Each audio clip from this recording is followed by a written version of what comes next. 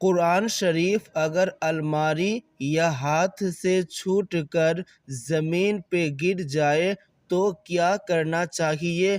اس کا کفارہ ہے یا نہیں ہے؟ یا پیسہ کتنا نکالا جاتا ہے؟ قرآن شریف گرنے سے دلیل کے ساتھ اس ویڈیو میں آپ لوگوں کو بتاؤں گا۔ قرآن شریف اگر ہاتھ یا الماری میں سے گر جائے تو کچھ لوگ قرآن شریف کا وزن کر کے قرآن شریف کے وزن کے برابر چاول خیرات کرتے ہیں۔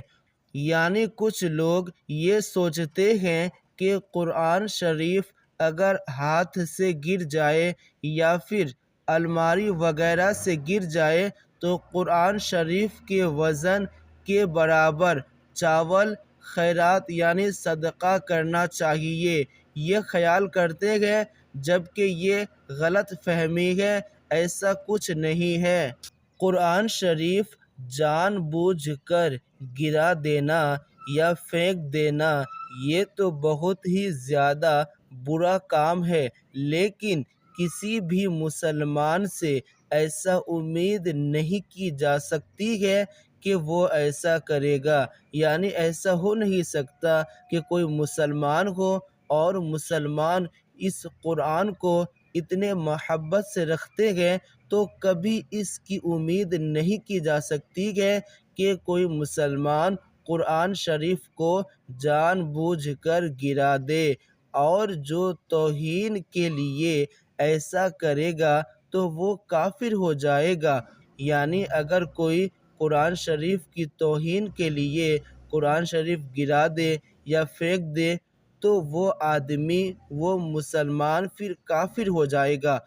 لیکن اگر دھوکے سے بھول میں قرآن شریف ہاتھ سے چھوٹ گیا یا الماری وغیرہ میں سے گر گیا تو اس پر کوئی گناہ نہیں ہے، بھول چوک معاف ہے۔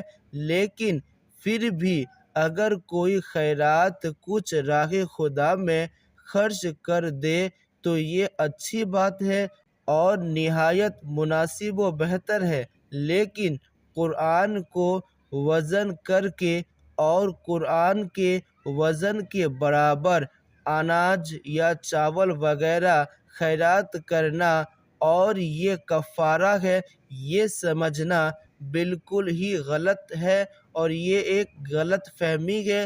جو لوگ اس طرح سوچتے ہیں ایسا کچھ نہیں ہے۔